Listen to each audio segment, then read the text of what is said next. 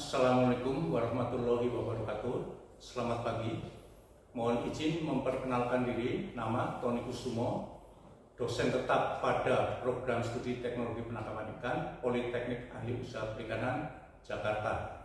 Politeknik Ahli Usaha Perikanan di bawah Kementerian Kelautan dan Perikanan.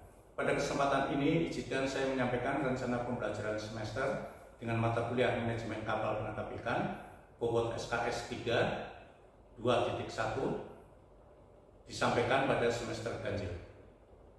Adapun deskripsi mata kuliah bertujuan untuk menerapkan sistem manajemen kapal ikan yang baik, yaitu melakukan suatu perencanaan, planning, pengorganisasian, organizing, aktivitas, executing, dan pengendalian, controlling dalam rangka mencapai keberhasilan suatu usaha penangkapan ikan di laut tentunya.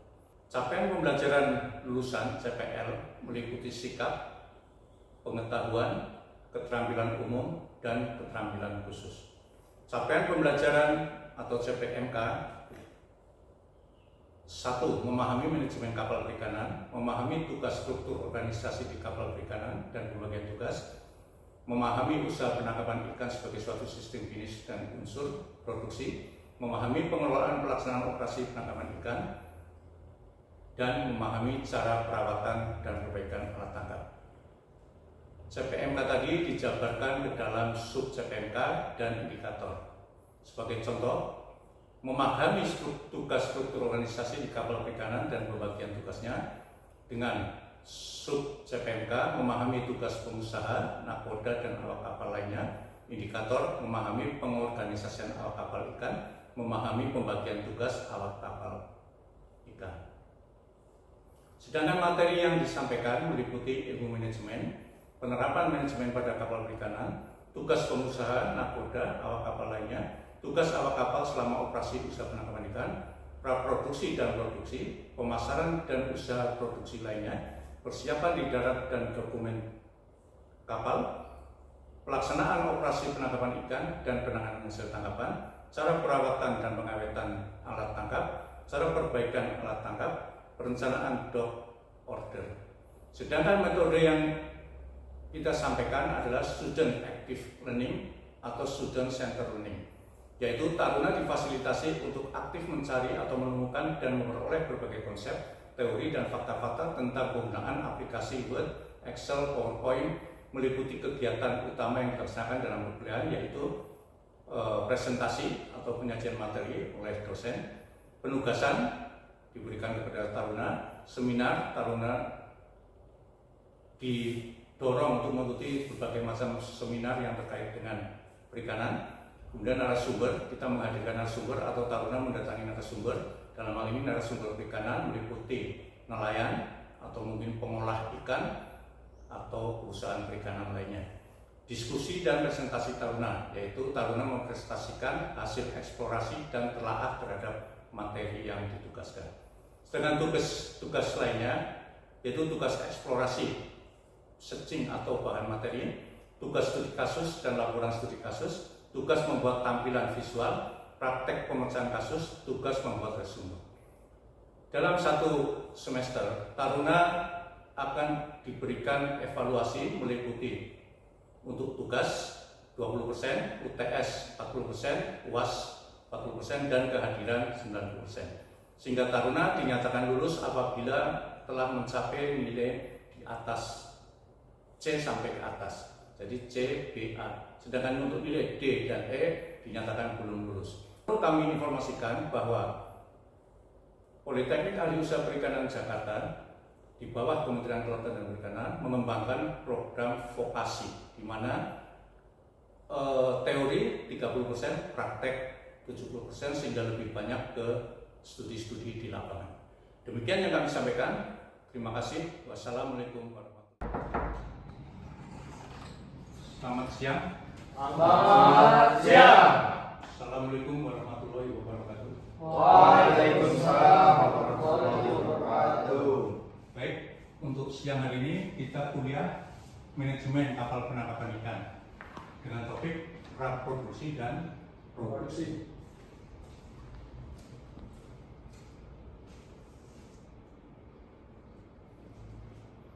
Mata kuliah ini punya tujuan atau capaian pembelajaran, yaitu kemampuan-kemampuan yang harus dikuasai oleh taruna setelah menyelesaikan mata kuliah adalah sebagai berikut. CPNK-nya memahami usaha penangkapan ikan sebagai suatu sistem bisnis dan unsur produksi, ya. Kemudian memahami praproduksi dan produksi. Jadi kita sekarang topiknya adalah praproduksi dan produksi. Indikator yang ingin dicapai adalah memahami usaha penangkapan ikan sebagai suatu sistem bisnis yang didukung dengan praproduksi. Memahami usaha penangkapan ikan sebagai suatu sistem bisnis yang didukung dengan produksi. Jadi kita konsentrasi atau topik pada praproduksi dan produksi. Ya, kalau definisi perusahaan perikanan ini banyak ya, banyak macamnya. Ini nanti bisa dilihat-lihat ya, dibaca-baca. Tapi antara lain, perusahaan perikanan adalah perusahaan yang melakukan usaha di bidang perikanan, baik merupakan badan hukum maupun bukan badan hukum. Jadi kalau kamu orang tuanya nelayan, berarti termasuk yang bukan badan hukum. Kalau yang badan hukum berarti yang dia punya korporat, punya organisasi yang cukup besar, punya cabang-cabang perusahaan dan sebagainya. Dan seterusnya, yang paling bawah, produksi perikanan tangkap adalah hasil yang diperoleh dari kegiatan perikanan tangkap pada waktu tertentu. Menurut BPS, nilai produksi perikanan dinyatakan dalam berat hidup ikan pada saat baru dipancing.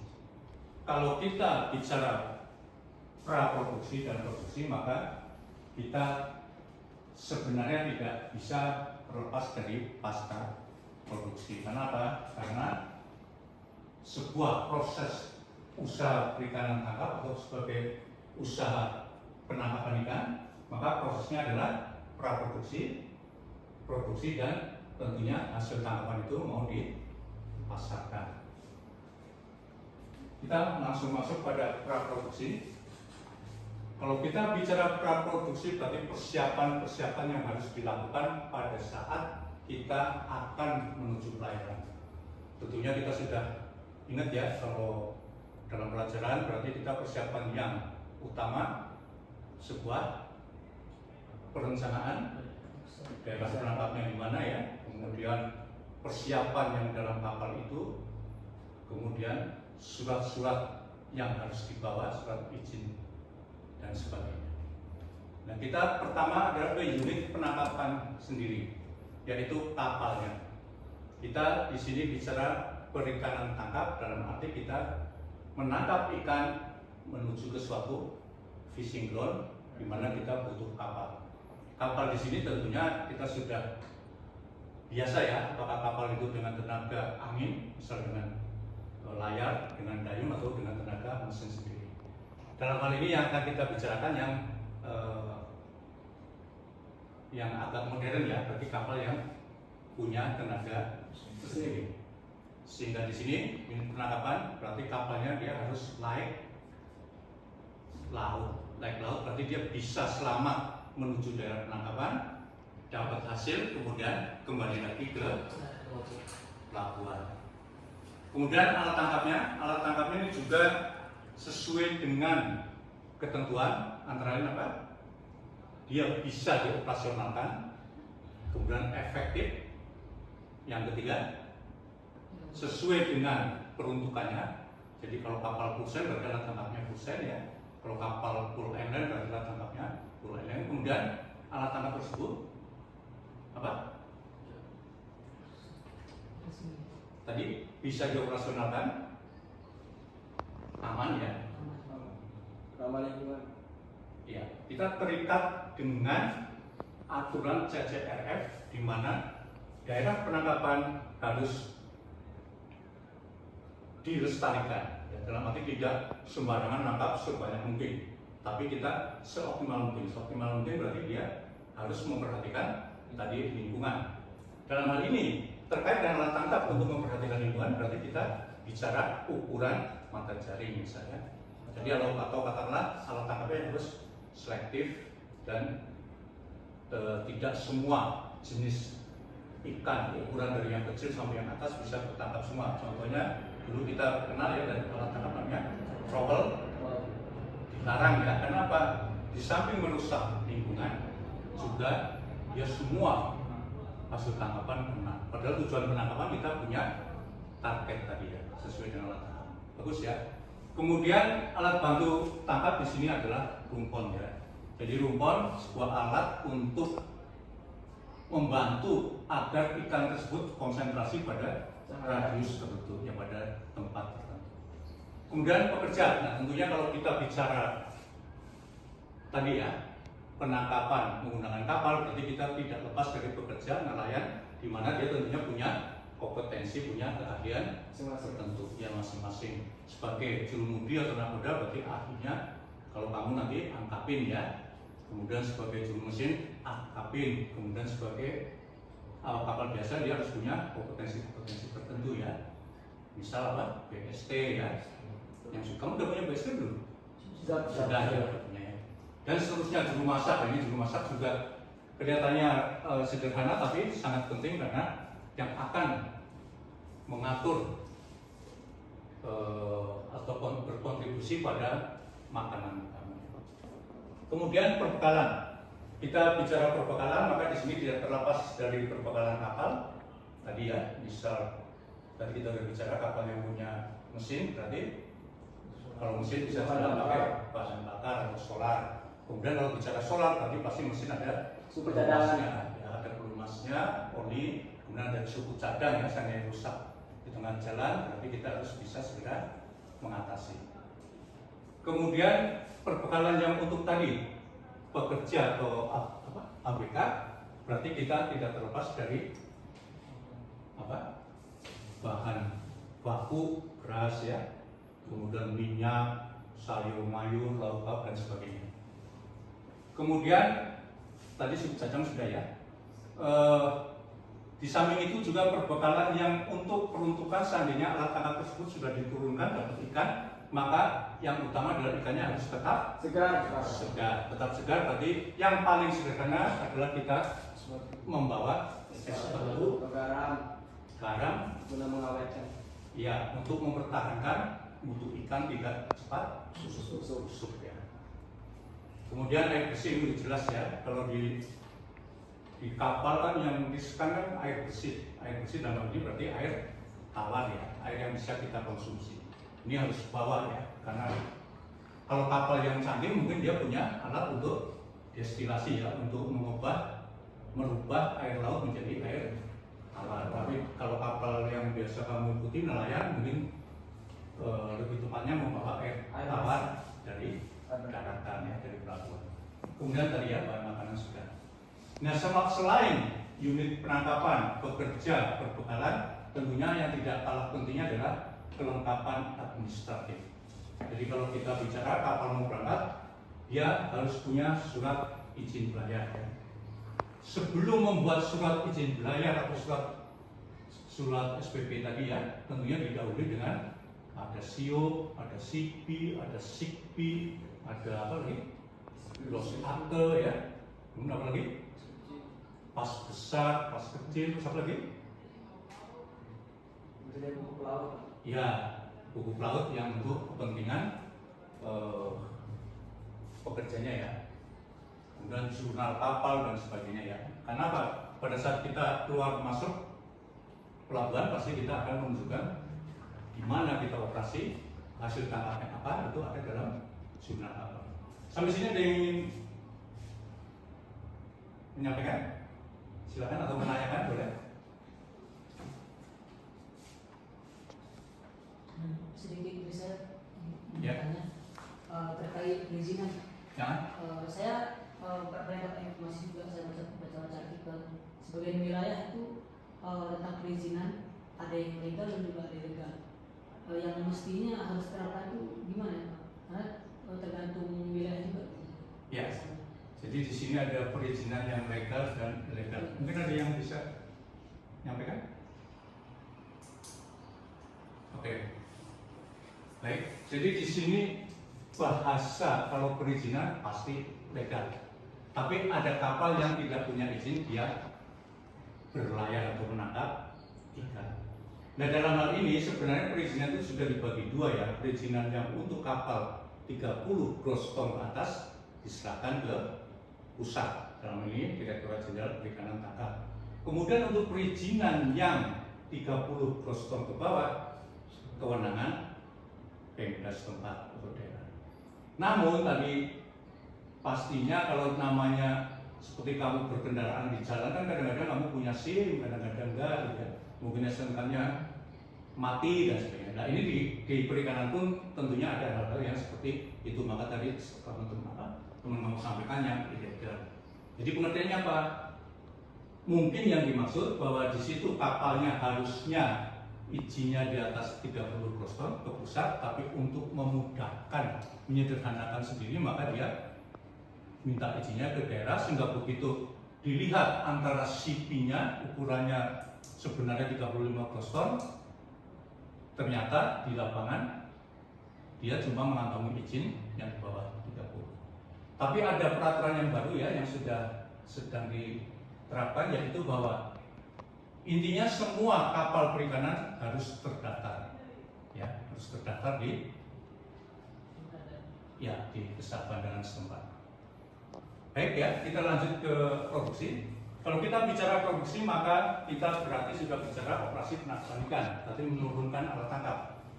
Tentunya kalau menurunkan alat tangkap berarti kita harus menentukan dulu lokasi fishing ground ya, daerah penangkapan. Oh Pak, tadi kan sudah.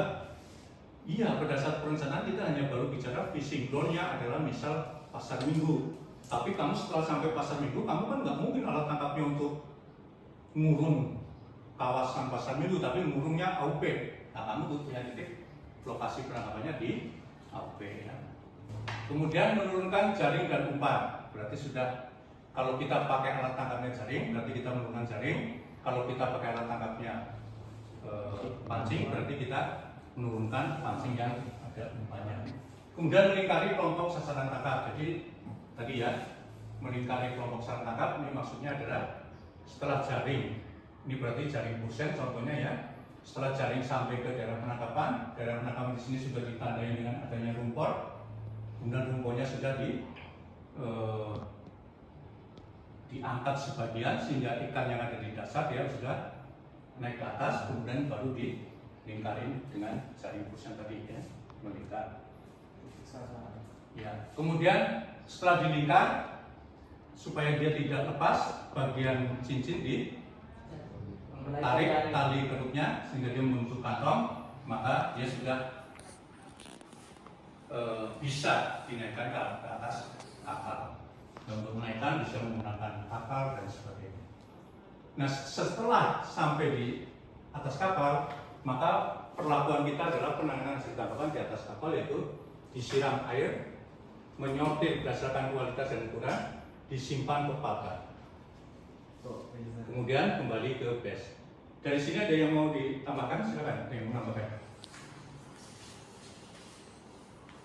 Tambahkan. Yang produksi, tadi kan praproduksi sudah. Yang produksi, ada yang mau tambahkan? Ya, silakan. Pak, saya mau bertanya Pak. Oh, bertanya boleh. Faktor apa saja yang harus diperhatikan dalam operasi penangkapan ikan tersebut Pak? Ya.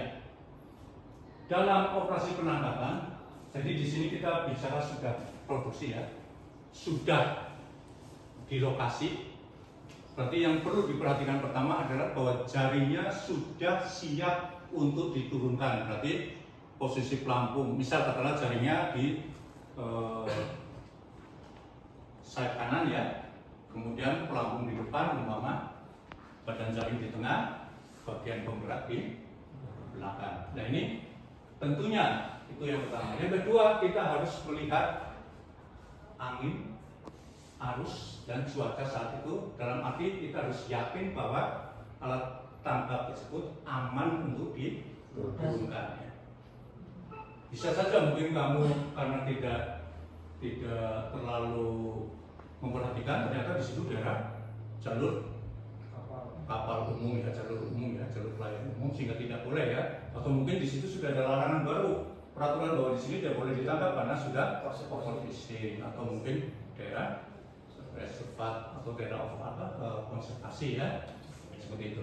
Nah kalau kita sudah yakin aman, maka tentunya kita sudah ABK, sudah standby atau pada posisi masing-masing.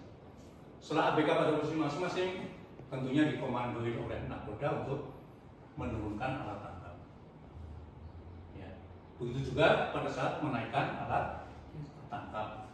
Tentunya tadi sudah saya sampaikan, setelah jaring melingkari sebuah gerombolan ikan atau fishing ground, kemudian bagian bawah ditarik tali gerutnya supaya membentuk kantong sehingga ikan tidak keluar, maka diangkat lagi. Mungkin ada lagi?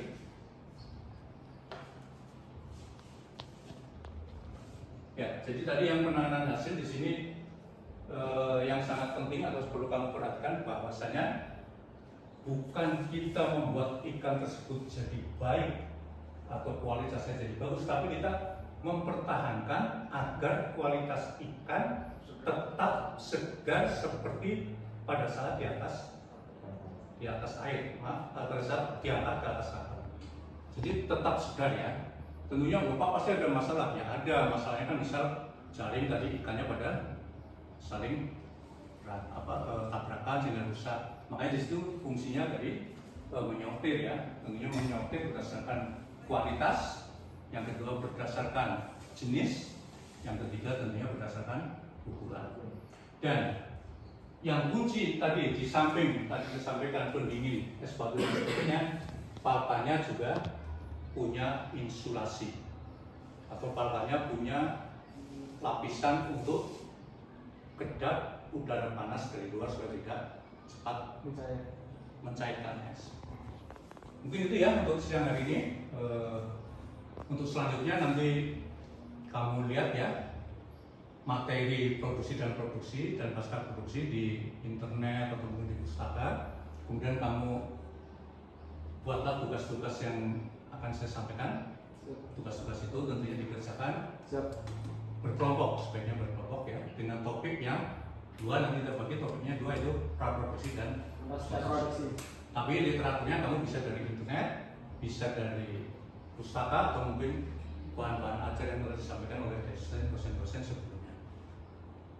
Terima kasih. Wassalamualaikum warahmatullahi wabarakatuh. Waalaikumsalam warahmatullahi wabarakatuh. Di depan kita Gladi Tirta, yaitu kolam renang dengan kedalaman 7 meter, dan di sini adalah untuk peraga atau simulasi alat tangkap, skoci dan perawatan kapal. Assalamualaikum, numpang. Inilah salah satu fasilitas sarana prasarana yang digunakan untuk praktek taruna, di mana ada alat pelampung, kemudian alat-alat skoci kapal. Ini skoci yang sebenarnya cuma di sini dipasang sebagai peragaan untuk bagaimana taruna bisa memperagakan, menurunkan skoci, lifecraft dan pelampung.